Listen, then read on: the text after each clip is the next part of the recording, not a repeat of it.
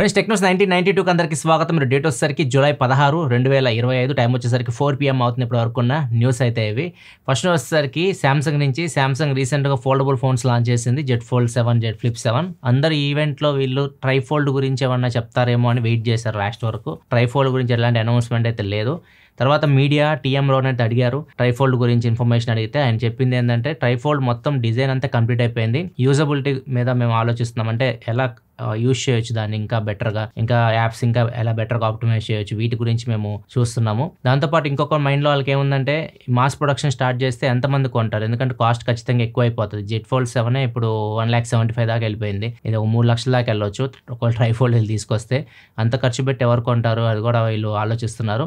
And first అయితే మొత్తం ఈ యూజబిలిటీ అంతా కంప్లీట్ చేసిన తర్వాత ప్రొడక్షన్కి వెళ్తామని చెప్పేసి చెప్తున్నారు. మాక్సిమం ఇయర్ ఎండ్ కల్లా తీసుకురావడానికి ట్రై చేస్తున్నట్లు చెప్తున్నారు ట్రైఫోల్డ్ని. దీంతోపాటు జెడ్ ఫోల్డ్ 7లో S Pen సపోర్ట్ తీసేస్తారు. చాలా మంది S Pen యూజ్ చేస్తూ ఉంటారు. సో వాళ్ళు అడిగారు S Pen సపోర్ట్ గురించి. ఇప్పుడు ఫోన్ సన్నగా చేయడానికి డిజిటైజర్ లేయర్ అయితే తీసేశారు వీళ్ళు. ఇప్పుడు ఫ్యూచర్లో వీళ్ళు ఏం చేయబోతున్నారంటే చిప్ లెవెల్లో S Pen సపోర్ట్ తీసుకొస్తామని చెప్తున్నారు. ఈ డిజిటైజర్ లేయర్ ఏమన్నా అవసరం లేదు, చిప్ లెవెల్లో మేము తీసుకురావడానికి ట్రై చేస్తున్నాం. నెక్స్ట్ జనరేషన్లో S Pen సపోర్ట్ తీసుకొని వస్తామని చెప్పేసి చెప్తున్నారు. ఫోన్ మాత్రం అలానే స్లిమ్ గానే ఉంటుంది, S Pen సపోర్ట్ తో వర్క్ అవుతుంది. నెక్స్ట్ మనకు OnePlus 15 సిరీస్ కి సంబంధించి OnePlus 15 ఫోటో ఒకటి బయటకు వచ్చింది. ఇది అఫీషియల్ కన్ఫర్మేషన్ అయితే కాదు, OnePlus 15 అని చెప్పేసి చక్కర్లు కొడుతుంది ఇంటర్నెట్ లో. అండ్ ఇది చూస్తే 13S డిజైన్ కొద్దిగా అక్కడ మనకు కనిపిస్తుంది, 13S లాగా కనిపిస్తా ఉంది ఫోన్ చూస్తుంటే. ఎస్ఎల్బ్రేడ్ పార్ట్నర్షిప్ అయితే కనిపించట్లేదు. ఎస్ఎల్బ్రేడ్ పార్ట్నర్షిప్ అయితే తీసేయబోతున్నారు. ఒప్పో కూడా ఎస్ఎల్బ్రేడ్ పార్ట్నర్షిప్ తీసేయబోతుంది. వీళ్ళు ఓన్ ఇమేజింగ్ ఒకటి తయారు చేసుకున్నారు, లూమో అని చెప్పేసి. దాన్నే వీళ్ళు OnePlus లో కూడా యూజ్ చేయొచ్చు. ఎస్ఎల్బ్రేడ్ తీసేయబోతున్నారు. అండ్ సేమ్ షామీ కూడా లైకా పార్ట్నర్షిప్ తీసేసి వాళ్ళు ఓన్ ఇమేజింగ్ ఒకటి తీసుకొని రాబోతున్నట్లు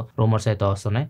మరి చూడాలి, ఫ్యూచర్లో ఎస్ఎల్బ్లేడ్లు లైకాలు అయితే కనిపించకపోవచ్చు. వివోలో మాత్రం జైస్ అయితే ఉంటుంది, దాని గురించి ఎట్లాంటి రూమర్స్ లేవు ఇప్పటి వరకు. నెక్స్ట్ మనకి రియల్మీ 15 సిరీస్ సంబంధించి రియల్మీ 15 సిరీస్ వీళ్ళు 24వ తారీఖు లాంచ్ చేస్తాం, జూలై 24వ తారీఖు. అందరు 15 Pro Plus వస్తుంది అనుకుంటున్నారు. 15 Pro Plus అయితే రాదని చెప్పేసి వాళ్ళే అఫీషియల్ గా స్టేట్మెంట్ అయితే ఇస్తున్నారు. 15 Pro Plus కోసం వెయిట్ చేయకండి, ఏదైతే ప్లస్ లో ఉన్న ఫీచర్స్ మనం ప్రోలో తీసుకొస్తున్నాం. 15 Pro ఒకటే వస్తుంది, 15 వస్తుంది, 2 ఫోన్స్ అయితే ఎక్స్పోర్ట్ చేయొచ్చు మనం. కాకపోతే ఈసారి రూమర్స్ ప్రకారం అయితే వీళ్ళు బ్యాక్ టెలిఫోటో లెన్స్ తీసేస్తున్నారు, వైడ్ యాంగిల్ కెమెరా తీసుకొస్తున్నారు.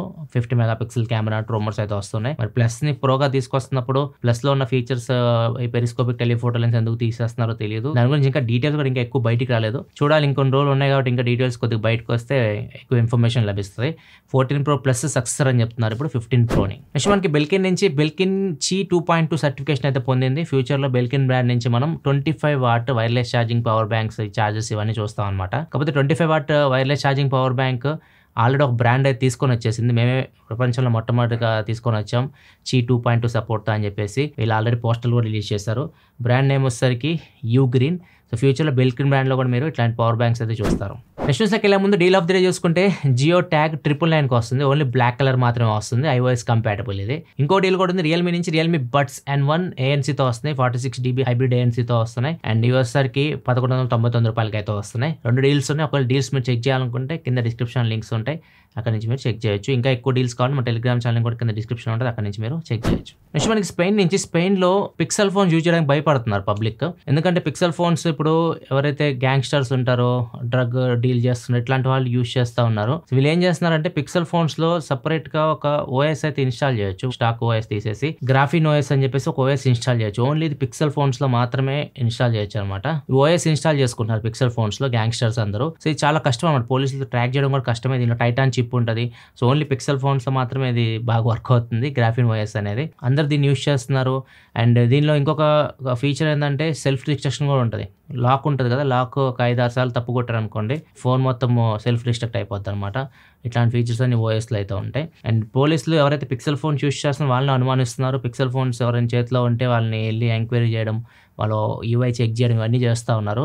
సో అందుకని చెప్పేసి చాలా మంది పిక్సెల్ ఫోన్స్ కొనడానికి స్పెయిన్లో భయపడతా ఉన్నారు, వేరే బ్రాండ్స్కి అయితే వెళ్తున్నారు. నెక్స్ట్ మనకి టిక్టాక్ నుంచి, TikTok parent company ByteDance ఒక XR గ్లాసెస్ అయితే తీసుకొని రాబోతుంది. ప్రజెంట్ అయితే వీళ్ళు ఈ ప్రాజెక్ట్ మీద వర్క్ చేస్తున్నారు. ఎప్పుడు తీసుకొస్తారు ఎగ్జాక్ట్ ఇన్ఫర్మేషన్ అయితే లేదు. సామ్సంగ్ తీసుకురాబోతుంది, యాపిల్ కూడా తీసుకొస్తుంది, ఈవెన్ మెటా, గూగుల్ అందరూ XR గ్లాసెస్ తీసుకురాబోతున్నారు. ఫ్యూచర్ 2027లో మనం ఎక్స్పెక్ట్ చేయొచ్చు. అండ్ ఇంకొకటి టిక్టాక్ అంటే మనకు గుర్తొచ్చేది, అమెరికాలో టిక్టాక్ వీళ్ళు బ్యాన్ చేయబోతున్నట్టు రూమర్స్ వచ్చినాయి. 50% టిక్టాక్ షేర్లు అమెరికా ఎవరికైనా అమ్మేయాలి అమెరికన్స్కి అని చెప్పేసి ఒక ప్రతిపాదన తీసుకొని వచ్చారు ట్రంప్, తెలిసిందే మనకి.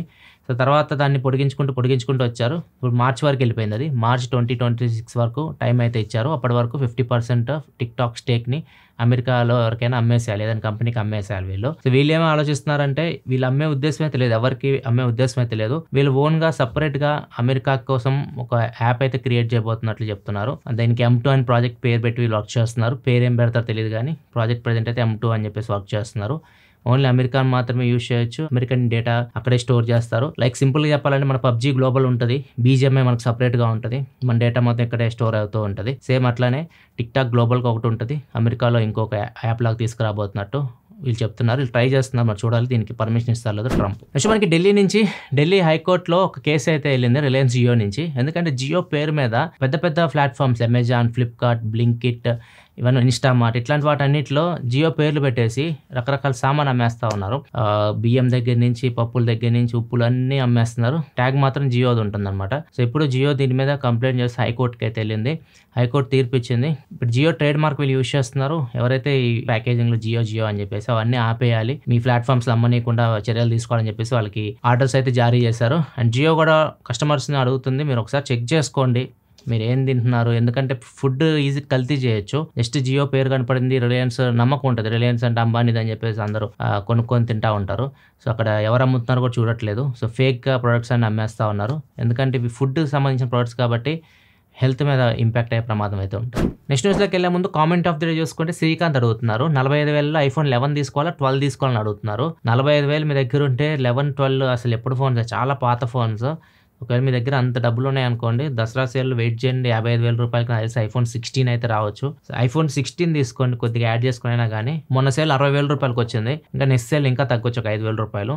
సో బెస్ట్ iPhone 16 ఇప్పుడు మీరు కొనాలనుకుంటే, ఐఫోన్ మీరు తీసుకోవాలనుకుంటే, ఎందుకంటే మీకు యాపిల్ ఇంటెలిజెన్స్ సపోర్ట్ కూడా ఉంటుంది, AI ఫీచర్స్ ఇప్పుడు అన్నీ ఏమైనా నడుస్తూ ఉన్నాయి. అవన్నీ ఫీచర్స్ మీరు వాడాలంటే అట్లీస్ట్ iPhone 16 మీ దగ్గర అయితే ఉండాలి.